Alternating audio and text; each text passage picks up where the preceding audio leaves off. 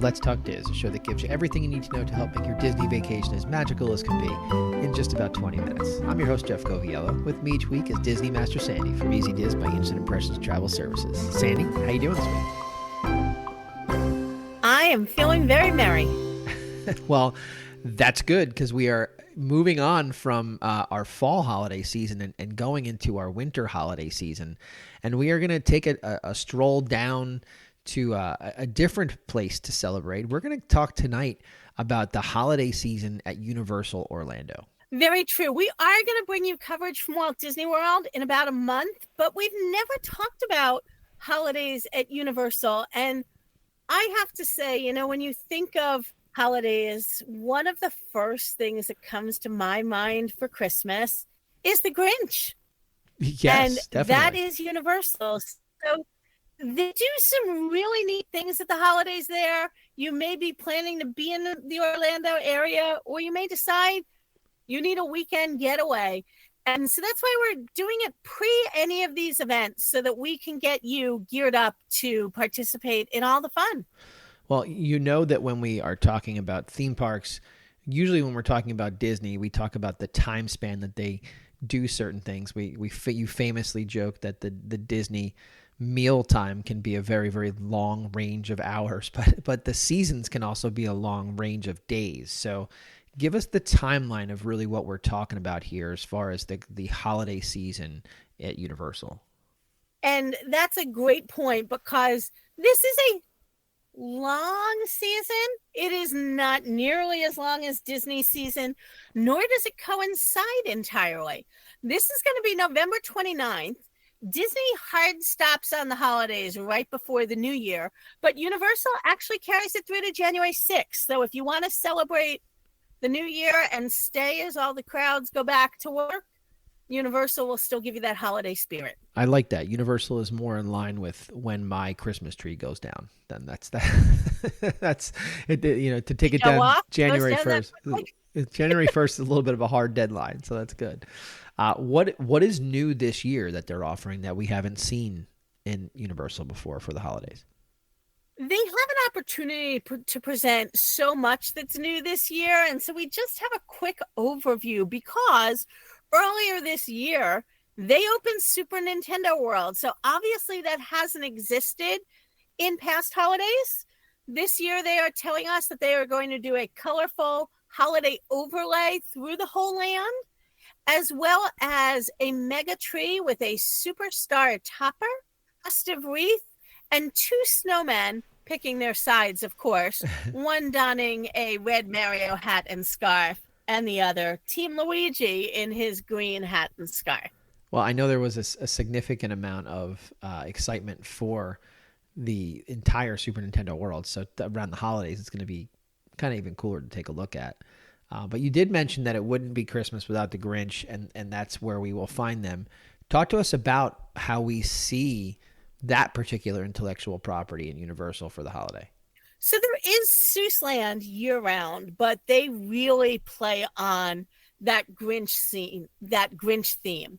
They bring out a doo-wop string quartet, and they do all of their holiday songs. And again, they're watching for the Grinch and covering some of the things that you might see in the movies. They've got a 65-foot tall, yes, let me repeat that, 65-foot tall Grinchmas tree. It's got the whimsical hearts of Whoville and over several hundred vibrant ornaments and thousands of lights. Because again, 65 feet tall, that's almost 6 stories there. That's cool. They do, this year they've got a Grinchmas Hula Day spectacular, a 30-minute stage show. It is 30 minutes long, as I said. It is hourly on the half hour most of the day, but they do change it up a little bit. So you're going to want to make sure that you download the Universal Orlando, not the Universal Hollywood, app to your phone, and you'll be able to see all of those things in the Times Guide there. That's very fun. Obviously one of the things that people would probably want at this point in the year, especially with this particular character, photo opportunities, right? We have lots of people that line up for those types of things. I'm assuming that's something that we have to offer here. hit that late November, early December day. And I think you've got your family card for the year, because you can have your picture not only with the Grinch, but with his dog Max. I mean, come on, totally complete. That's good. It's the only thing that makes the Grinch's heart grow. Truly, let's be fair. What else do we have within that intellectual property with maybe our friends at the Who's? Multiple times a day, story time with Cindy Lou Who. So she will read Christmas stories, little bits of the Grinch. And the best thing about everything we've covered so far is it's all my favorite F word. It is all free with admission. All of these things are included. All of them don't require reservations. Again, just check the Times Guide for those things. But we are going to give you a truly spectacular way to spend your holidays with a Grinch breakfast. Dates and amounts cost for this year have not been announced yet. It usually will come out sometime in October. And I will tell you that the Grinch breakfast is a hot ticket and sells out quickly. So if you hear this and you're thinking about going, if you're reaching out to a travel specialist, get on their priority list for that breakfast. Otherwise, hunt the internet on your own every day to make sure you don't miss it, because Prime Days right near the holidays will go extremely quickly. And there is nothing as fun as eating in Whoville, where the Grinch will make an appearance. That's what I was going to say. Clearly, this is all centered around the Grinch showing up at your breakfast, right? That has to be the big payoff. That is correct. And it is, I will give Universal some credit. Their character dining venues are substantially smaller than the ones that you will find at Walt Disney World. So typically, you can see the characters from every table in the restaurant, not just when they get to your section. So it is a more intimate feel. It does give you some more time with the characters. Obviously, there are, as we said, photo opportunities without the breakfast, but this gives you that shorter wait, extra experience. It promises to be a highlight of the trip. Very cool. So obviously, when we talk about Universal, the main thing that we've mentioned when we've done some Universal shows before focuses on Harry Potter. Talk to me about how they celebrate the holidays with utilizing that Harry Potter intellectual property. Well, of course, they have to have Christmas in Wizarding World of Harry Potter. Sure, Hogwarts had Christmas. Bring out their wizarding skills to light up Harry's castle and do a spectacular show with lights and music on the castle. So again, similar to seeing things in Walt Disney World or Disneyland, it's going to be a non-ticketed event. You're not going to get in line. There's going to be a large portion of the park that can see it. But if you've got to have, that great view and non-blocked, it's all about when the sun goes down. So I can't give you a specific time because it's going to change. But before you go to that during the day, be sure to see the Frog Choir, who does perform year-round. However, their a cappella performance will change for the holiday from the songs that you might hear when you're there in the summer to traditional holiday things in their own unique style, of course. So, you're mentioning a couple of things here that are very, very strong intellectual property. I use that phrase a lot when it comes to Disney. The stuff at Universal, obviously the Grinch is tied to the holiday season. Harry Potter, not so much.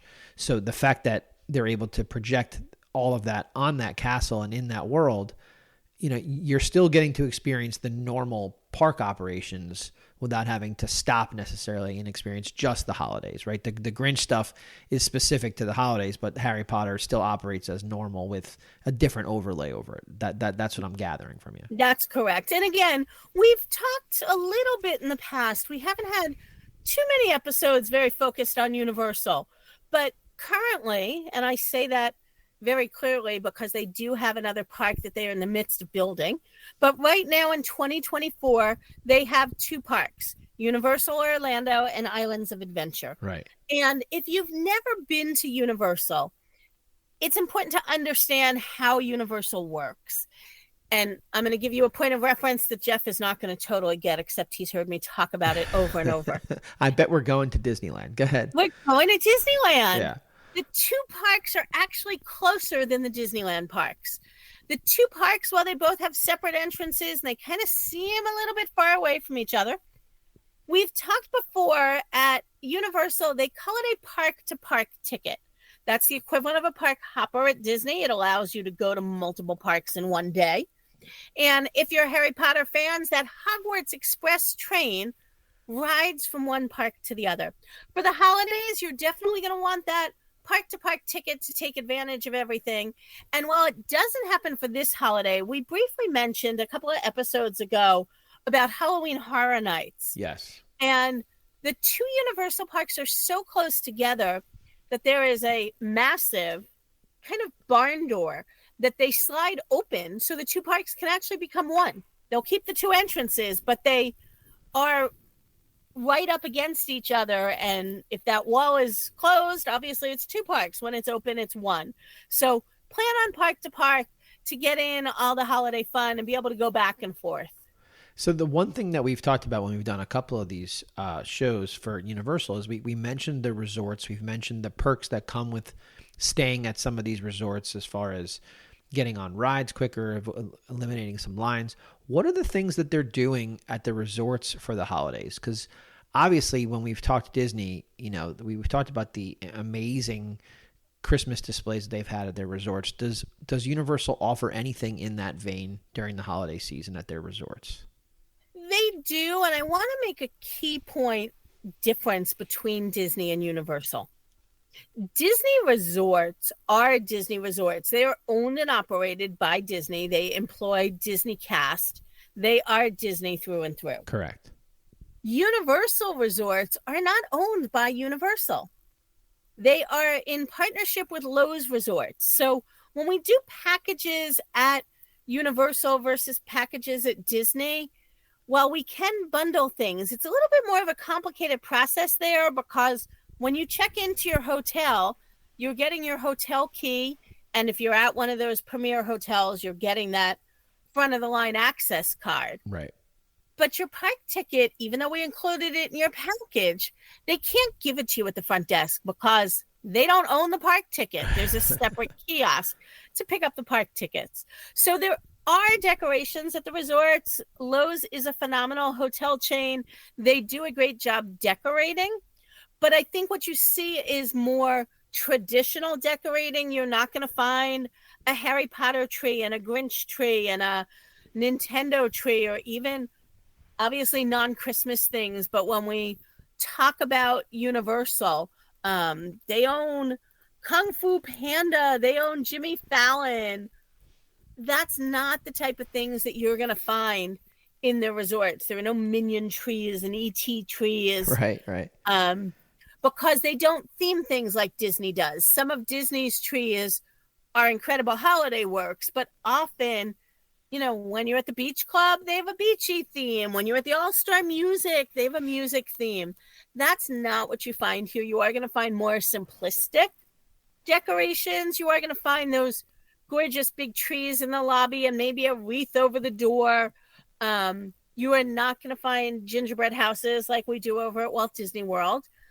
But what you also are going to find as you get closer to the holidays, really that week, those couple of days right up until Christmas, if you are staying at a Universal resort, I highly encourage you to kind of keep looking around the lobby.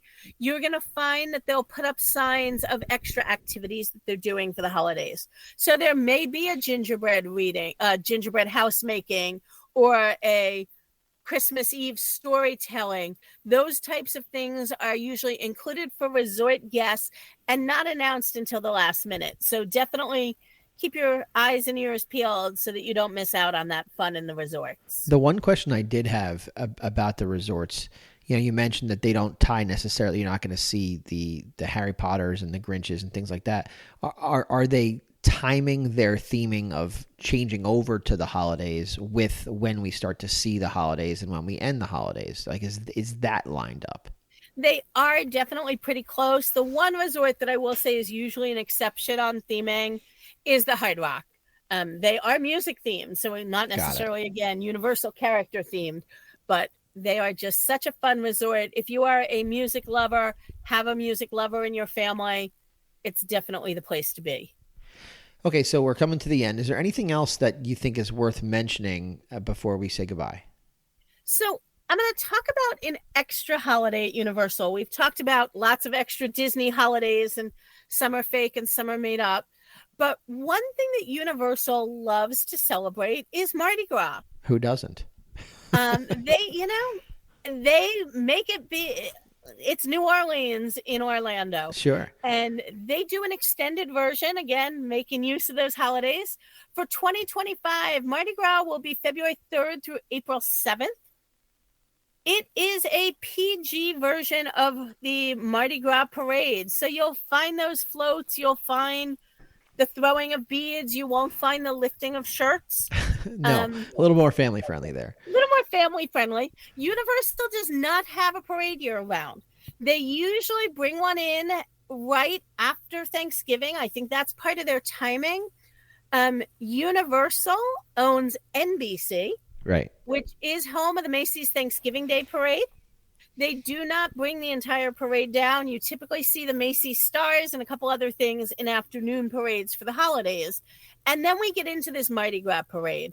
And I will tell you, they accomplished something that I wish Disney would do, because this is most people's dream add-on for vacation.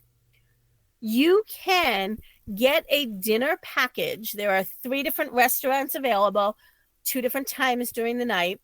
And with that package, you go, you have dinner, and you are guaranteed a spot on one of the Mardi Gras parades.